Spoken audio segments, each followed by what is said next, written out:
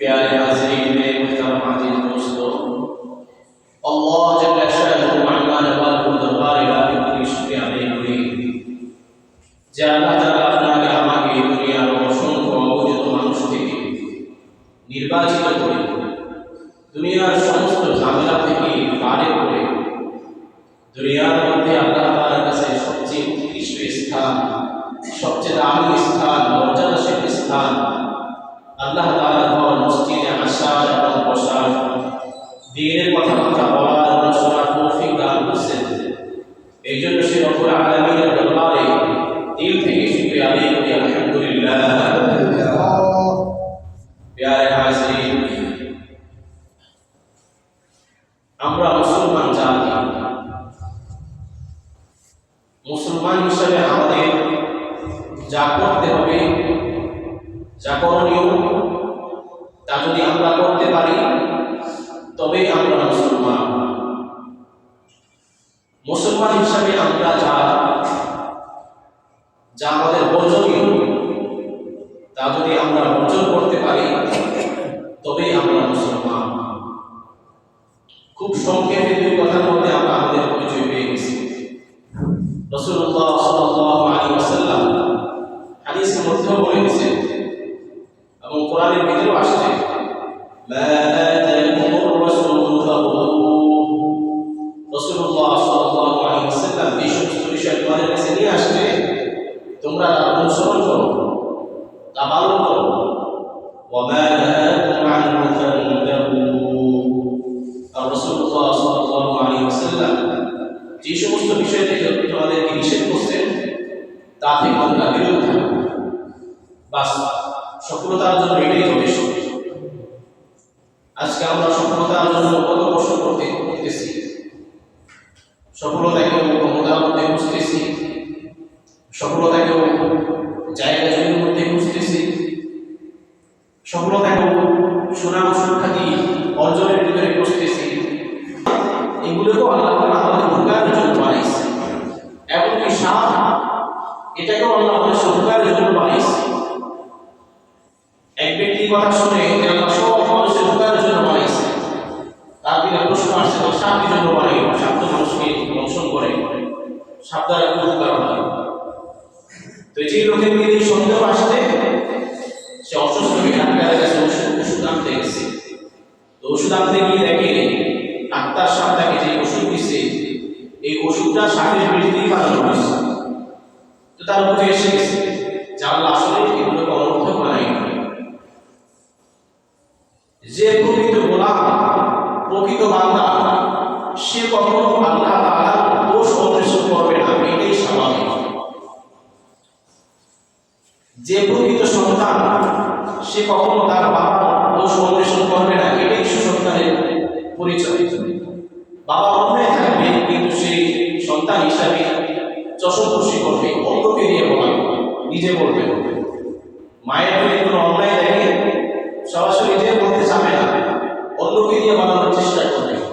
এটাই তো তার সুসন্তান হওয়ার পরিচয়। আর যেখানে আল্লাহ আমাদেরকে সৃষ্টি করছেন, সমস্ত কায়নাত সৃষ্টি করছেন, কোন নির্ভুল অঙ্গ যদি আল্লাহ তাআলা ভুল করতে যায় তাহলে বুঝতে হবে তার মগজ গোবরে পরিণত হয়েছে, তার মগজ আর মগজ নেই, সেটা বাথরুমের ময়লার চাইতে নির্দিষ্ট হয়ে গেছে। বাস্তব উদাহরণ আমরা যদি দেখি তাহলে বুঝব। ধরেন এক ব্যক্তি ডাক্তারের কাছে গেছে অসুস্থতা নিয়ে, ডাক্তার বলছে তুমি এই সমস্ত জিনিস খাবা না, এগুলো খেলে তোমার সমস্যা হবে। ডাক্তার যে জিনিসটি নিষেধ করতেছে ওই জিনিসটা তার কাছে ভালো লাগতেছে, সে নেশা করে, সে শরীরকে সে চাঙ্গা বোধ করে, আনন্দ উৎসব বোধ করে। তো এটা তার কাছে অনেক আনন্দের জিনিস। সে দেখতেছে এটা আমি আমার করলে আমার কাছে ভালো লাগে, ধূমপান করলে ভালো লাগে। ডাক্তার বলতেছে যে না, তুমি এটা খেতে পারবে না।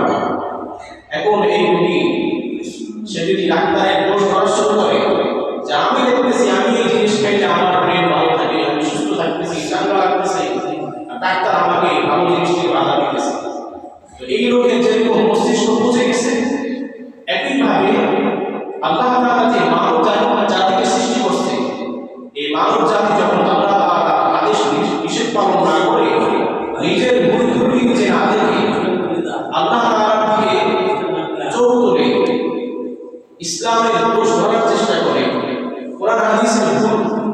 করার চেষ্টা করে। তো এই লোকেরও মগজ বুঝে গেছে। নেশাখোর যেমন ডাক্তার তাকে ভালো কথা বললে তার কাছে ভালো লাগে না, ভালো চিকিৎসা তার কাছে ভালো লাগে না, একইভাবে সে আল্লাহ তাআলার সৃষ্টি হয়ে যখন আল্লাহ তাআলার হুকুমকে অবাধ্য করে, আল্লাহ তাআলার সীমাকে লঙ্ঘন করে, তো তারও দেখা পৌঁছে গেছে। সে প্রকৃত মানুষের মধ্যে নাই। কোরআন মাজিদ আল্লাহ তাআলা শুরু করছে সূরা বাকারা আর শেষ করছে সূরা নাস। এক নির্ভর মূর্খ জাহিল ওয়াকাওয়া কি আবল মূর্খ, সে নাস শব্দের অর্থ করতেছে নাচা। কেমন মূর্খের মূর্খ? নাস হচ্ছে একটা আরবি শব্দ, সেটা আল্লাহ আল্লাহ জামাল তাই বলেছে। তো যেটা বলতেছিলাম, কোরআন আল্লাহ তাআলা শুরু করছেন সূরা বাকারা দ্বারা আর শেষ করছেন সূরা নাস দ্বারা। মানে আল্লাহ বুঝাইছে কোন ব্যক্তি যখন এই কোরআনকে পরিপূর্ণ অনুসরণ করবে, তার মধ্যে যদি পশুত্ব স্বভাব থাকে, যেমন গাভী একটা পশু, তো এইরকম পশুত্ব স্বভাব যদি কারোর মধ্যে থাকে, সেও যদি কোরআন অনুযায়ী যেমন করে, কোরআনের শেষ আয়াত সূরা নাস, আসমানে হচ্ছে মানুষ, তো এই পশুত্ব স্বভাবের ঘটনাও প্রকৃত মানুষের পরিণত হবে। আর এর বিপরীতে যদি কোনো ব্যক্তি দেখতে খুবই মানুষ, চলাফেরা, খাওয়া দাওয়া, মানুষের সাথে উঠা বসা, মানুষের সাথে চলাফেরা করতেছে, কিন্তু সে যদি কোরআন থেকে দূরে সরে গেল, তো সে মানবরূপী পশু। বাহ্যিক দৃষ্টিতে মানুষ দেখা গেল, বাস্তবে তার ভিতরটা হচ্ছে একটা পশুর মতো, অনেক সময় পশুর চেয়েও নির্দিষ্ট হয়ে যাবে। এজন্য আল্লাহ তাআলা কোরআন মাজিদ অন্য এক জায়গায় বলেছেন, লাহুম কুলুবুন লা ইয়াফকাহুনা বিহা, আমি আল্লাহ তাদেরকে বিচার বিবেচনা করার জন্য বড় দিয়েছিলাম। লা ইয়াফকাহুনা বিহা, তারা এই বড় দ্বারা বোঝার চেষ্টা করে না। ওয়া লাহুম আযানুন লা ইয়াসমাউনা বিহা, আমি আল্লাহ তাদেরকে কান দান করেছিলাম, তারা এই কান দ্বারা ভালো কথা শুনে না। ওয়া লাহুম আ'ইনুন লা ইউবসিরুনা বিহা, এমনিভাবে আমি তাদেরকে চোখ দান করছি, চোখ দিয়ে দুনিয়ার সমস্ত ভালো জিনিস সে বুঝলো, আর আমার বিধানগুলো সে বুঝলো না। মানে দেখেও দেখে না, শুনেও শুনে না, বুঝেও বোঝে না। এদের বিশাল আল্লাহ তাআলা দিয়েছে, উলাইকা কাল-আনআম, এরা হচ্ছে আনআমের মতো, হাইওয়ান জানোয়ারের মতো, বাস হুম আযাল, বরং তার চেয়েও গোমরাহ, তার চেয়েও নিকৃষ্ট। আল্লাহ আমাদেরকে এই ধরনের আযাব এবং গজব থেকে হেফাজত করুন, আমিন। মেরে মধ্যে আমার দোস্ত, যেটা বলতেছিলাম, গত সপ্তাহে কিছুটা আলোচনা হয়েছে, ইসলাম বিদ্বেষ যারা আছে, নেক্সটে যারা ধোকা দেয়, তাদের একটা উদ্দেশ্য, একটা টার্গেট হচ্ছে আমাদের আদি পিতা যে আদম আলাইহিস সালাম, তারা বলতে চায় যে প্রথম মানুষ, প্রথম পাপী, নাউযুবিল্লাহ। মানে কোনো ব্যক্তি বাবাকে যদি পাপী সাব্যস্ত করা যায়, তাহলে তার সন্তানাদি যারা আছে তাদেরকেও গালি দেওয়া যাবে, তাদেরকেও কটাক্ষ করা যাবে, এরকম সন্তান সে তো এই ধরনের সুকৌশলে তারা মুসলমানদেরকে বিভ্রান্ত করে তাদেরকে ভ্রমান্তরিত করার চেষ্টা করতেছে বিভিন্ন জায়গায়, বিশেষ করে দুর্গম যে সমস্ত স্থান, মসজিদ কম, মাদ্রাসা কম, দিনদার মানুষ কম, অসহায়, সেখানে তারা এই মিশন চালাইতেছে। তো আমরা আলোচনা করতেছিলাম যে প্রথমত আল্লাহ তাআলা আদম ইসলামকে সৃষ্টি করছে, আল্লাহ তাআলা যথাযথভাবে সৃষ্টি করছেন, উনি কোনো ভুল করেননি। তো উনি যে গন্ধম ফল খাইলেন, প্রথমত আসি কোনো বাবা যদি কোনো ভুল করে, ধরেও নেই অনেক সময়ের জন্য, বাবার ভুলের জন্য সন্তান দায়ী হয় না। বাবা কৃষক, বাবা তার সন্তানকে হাফেজ বানাইছে, আলেম বানাইছে, মাস্টার বানাইছে, তো কোনো মূর্খের লোকেরা বলবে না যে তোর তো বাবা কৃষক,